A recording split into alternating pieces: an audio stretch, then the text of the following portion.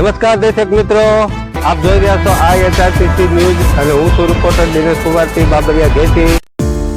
નમસ્કાર દર્શક મિત્રો, રવડિયો સાથે આપનું હાર્દિક સ્વાગત છે. ભાવનગર જિલ્લાના મહુવા તાલુકામાં સફેદ ડુંગળીના ભાવ સતત ઘટી રહ્યા છે. આ પરિસ્થિતિએ ખેડૂતોને વર્તમાન સમયમાં સફેદ ડુંગળીની સિઝન ચાલી રહી છે. બજારમાં ખુલ્લું હોય કે બંધ, ડુંગળીના ભાવમાં સ્થિરતા આવી રહી નથી. આ સ્થિતિમાં ખેડૂતો નિરાશ થઈ રહ્યા છે. આ સમસ્યાના સમાધાન માટે મહુવા માર્કેટ યાર્ડના ચેરમેન શ્રી ગભરુભાઈ કામળિયાએ પહેલ કરી છે.